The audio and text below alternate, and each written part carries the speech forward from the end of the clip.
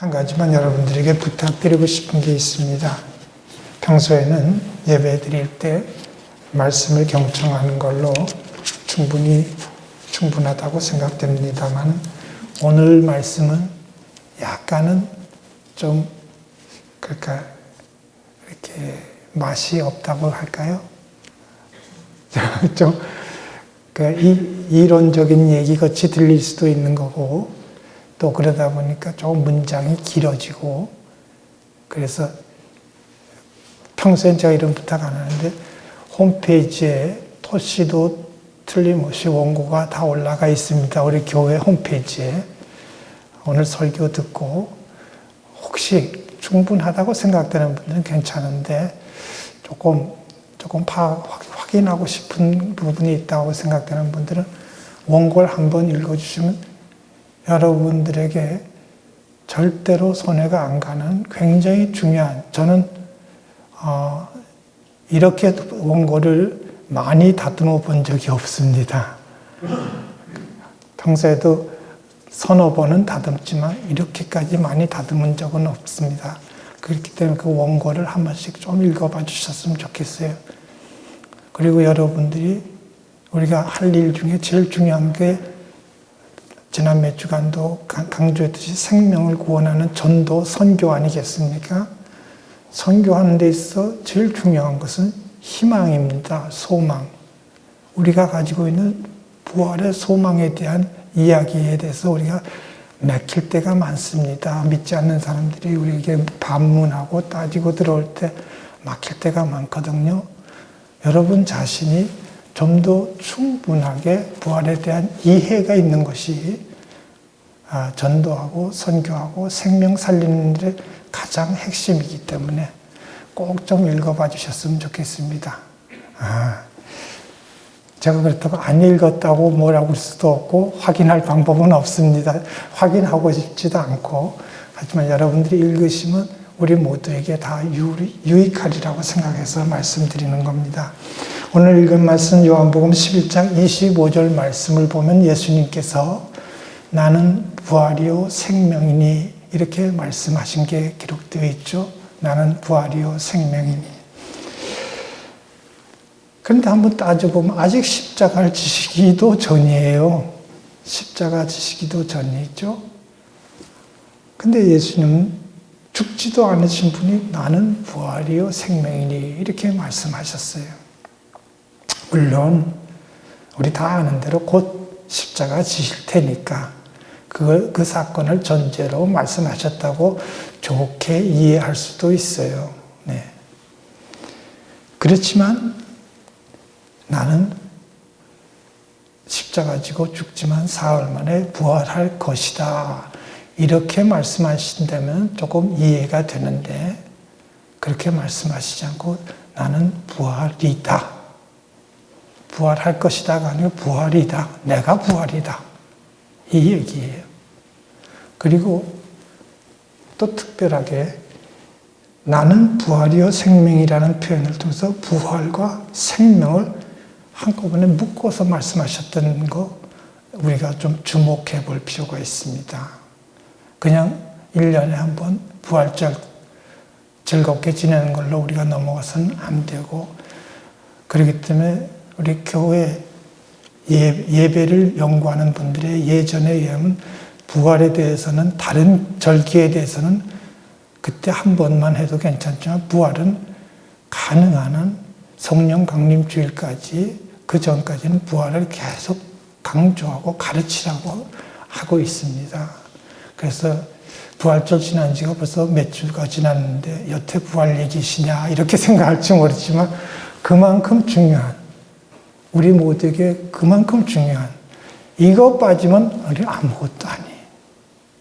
이거 빠지면 바로 이 말씀 이상하게 생각되는 이 말씀을 통해서 예수님께서 뭘 말씀하시는가 자신이 하나님의 아들이시라는 사실과 하나님의 아들이시라는 사실과 그 하나님의 아들이시기 때문에 죽음의 권세 온 세상을 뒤덮고 있는 죽음의 권세를 다 걷어내시고 영원한 생명의 세계를 활짝 열어주시는 분이시라는 사실을 지금 스스로 밝히신 겁니다. 이 짧은 말이. 누구도 할 수 없는 얘기를 예수님께서 하신 얘기고 우리는 그 얘기를 들어야 됩니다. 그래요. 예수님 안에 부활이 있고 그 부활을 통해서 누구나 영원한 생명으로 나아갈 수 있게 되었습니다. 그렇기 때문에 예수님께서 나는 부활이요 생명이라고 말씀하신 겁니다. 여기서 예수님께서 말씀하시는 부활이라는 것은 단순히 사람이 죽었다가 다시 살아나는 그것만 의미하는 게 아닙니다. 네. 죽음 안에 갇혀있던 만물이 생명의 세계로 나아가게 된 것을 의미한다 이 말입니다. 죽음이 지배하는 세계는 그냥 그대로 놔둔 채 그저 거기서 한 사람씩 건져서 생명의 세계로 옮겨놓는 그런 차원이 아니라는 말입니다. 모든 사람과 만물 앞에 이 생명의 세계가 활짝 열리는 그렇게 하시는 것이 예수님의 부활의 진정한 의미라는 것을 우리가 여기서 짚고 넘어갔으면 좋겠어요. 다시 한번 강조하지만 부활은 죽음의 땅에 사는 우리 만물이 생명의 세계로 들어갈 수 있도록 합법적으로 그 문이 활짝 열린 것을 의미하는 것이다 이 말입니다. 때문에 예수님의 부활은 죽음의 세계에서 신음하고 있는 모든 사람들에게 있어 기쁜 소식, 복음이 되지 않을 수 없는 겁니다. 괜히 복음이라 그러는 게 아니에요. 새 하늘과 새 땅, 우리가 말로 표현하고 있지는 못하지만 간절히 바라고 있는 그 새 하늘과 새 땅에 관한 역사라고 말해도 좋을 것입니다. 이와 같이 큰 정말 엄청난 변화 속에서 비로소 개인적인 부활도 가능하게 된다는 사실을 우리는 알아야 됩니다. 나 하나만 이 놀라운 도리에 있어서도 나 하나만 잘 먹고 잘 사는 식으로 나 하나만 다시 살아나면 그만이라는 생각은 애당초 지워버려야 됩니다. 그것은 우리가 믿는 기독교 신앙하고는 아무 상관없는 얘기입니다. 따라서 예수님의 나는 부활이요 생명이라는 이 말씀은 지금도 계속해서 세상을 향해서 울려 퍼지고 있고 또 울려 퍼져야만 하는 겁니다. 이 소식은 어리석은 사람들을 깨우쳐 주시는 하나님의 역사라고 말해도 좋을 것입니다. 부활을 믿지 못하는 사람들은 어떻습니까? 단순히 믿지 못하는 차원이 아닙니다. 엄청난 차이가 있죠. 여전히 죽음의 지배 아래서 항상 두려워할 수밖에 없습니다.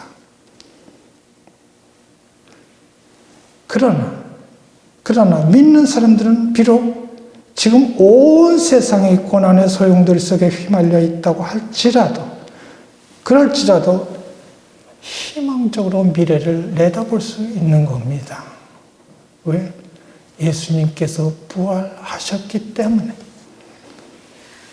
교회는 바로 이 귀한 소식을 널리 전해서 모든 사람들로 하여금 믿고 영원한 생명의 세계로 나아올 수 있게 해야 할 그 사명을 가지고 있는 공동체라고 말할 수 있는 겁니다. 그리고 이 부활은 어떻게 가능했는가? 예수 그리스도의 십자가를 통해서 완성되었습니다. 십자가는 우리가 아는 대로 여러 가지 의미를 가지고 있죠. 죄를 대속하는 능력을 가지고 있습니다. 막혀있던 하나님과의 관계가 회복되었습니다. 그로 말미암아 우리가 참 생명의 자리로 나아가게 된 것입니다. 이게 바로 부활의 의미입니다. 이렇게 볼 때 부활이란 죽었다가 다시 사는, 소생하는 것을 의미하는 것이 아니라 하나님과 단절되었던 그 관계 때문에 떨어졌던 깊은 그 죽음의 구렁텅이에서 건지심을 받고 살아난 것을 의미한다는 것을 기억해야 됩니다. 그리고 우리가 예수님을 믿음으로 말미암아 하나님께 나아갈 수 있게 되었으므로 우리는 이미 이미 부활에 이르렀다고 말해도 좋습니다. 이것이 바로 오늘 말씀에 살아서 믿는 자는 영원히 죽지 않을 것이라는 주님의 말씀이 가지고 있는 진정한 의미입니다. 그게 무슨 말 같지도 않은 소리냐고 할지 모르지만 이 믿음을 가지고 있으면 그 말씀이 뭘 의미하는지 확실히 알게 되는 것이죠. 부활은 영원한 생명으로 살아나는 것이기 때문에 우리의 인격과 몸이 완성되는 것을 의미합니다. 이렇게 말하면 우리가 인격과 몸이 사실은 불완전하다는 것을 스스로 고백하는 겁니다. 안 그런 척 하는 사람들이 교회 안에도 많이 있습니다만 알고 보면 상당히 불완전하죠. 우리가. 그러나 새로운 생명으로 완성된다는 것을 믿는다면 새로운 인격과 몸으로 완성된다. 불완전성을 완전히 극복했다는 것을 의미합니다. 우리의 육체, 특별히 대표적으로 우리의 육체가 불완전합니다. 따라서 한번 이렇게 생각해 봅니다.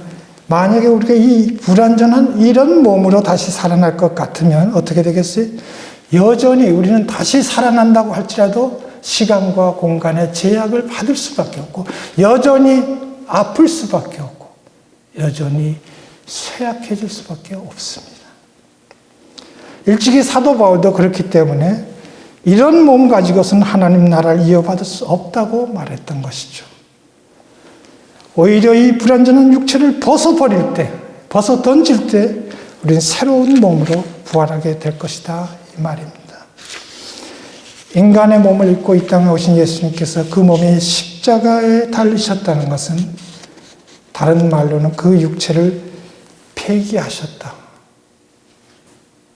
더 이상 육체에 갇혀 계시지 아니하겠다는 것을 의미합니다. 이건 우리도 또한 육체를 십자가 위에서 폐기할 때 비로소 진정한 의미의 우리의 부활을 이룰 수 있다는 것을 의미합니다. 사도 바울은 갈라디아서 5장 24절 말씀에서 그리스도 예수의 사람들은 육체와 함께 그 정욕과 탐심을 십자가에 못 박았느니라 이렇게 말한 바 있습니다. 부활은 이 폐기한 육체, 한번 폐기한 육체가 다시 살아나는 것을 의미하지 않는다고 했습니다. 예수님께서 부활하셨을 때 그 손에 분명히 못자국 있었죠. 그 허리에 창자국 있었습니다. 그러나 실제로 그 몸이 문이 꽁꽁 닫혀 있었음에도 불구하고 그냥 들어오시지 않았어요. 이거 그냥 지나가는 얘기로 들을 일이 아니에요. 그냥 들어오셨어요. 무슨 얘기예요? 우리와 지금 이런 육체를 가신 게 아니라는 얘기예요. 시간과 공간의 제약을 넘어선 완성된 몸으로 부활하셨다는 사실 잠시도 잊어서는 아니 될 것입니다.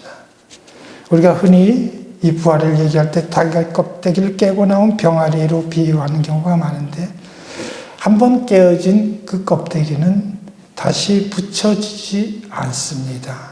또 그럴 필요도 없습니다. 그렇죠? 껍데기는 잠시 생명을 담고 있던 그릇에 불과한 것이죠.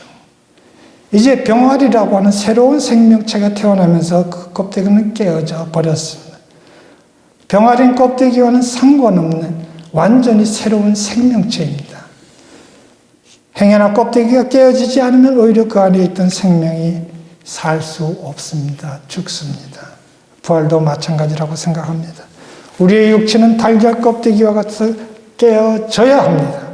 그것이 깨어질 때 거기서 비로소 완성된 새로운 인간이 태어나는 것이 부활이다 이 말입니다. 그리고 부활한 생명은 이전의 생명과 확실하게 구별되는 생명입니다. 부활이라는 단어, 이 말이 다시 산다는 말이기 때문에 우리가 흔히 죽은 육체가 다시 소생하는 것으로 착각하기 쉽습니다. 말로만 보면 그렇습니다. 그러나 우리 생명의 본질은, 우리 믿음의 사람들에게 있어 우리의 생명의 본질은 생물학적인 영역에 머물러 있는 것이 아니고 하나님과의 관계가 회복되어 그 하나님의 생명세계 안으로 연결될 때 얻는 것이라는 것을 우리는 분명히 알아야 됩니다. 그러므로 불안은 단순히 육체적인 죽음에서 깨어나는 것 아니라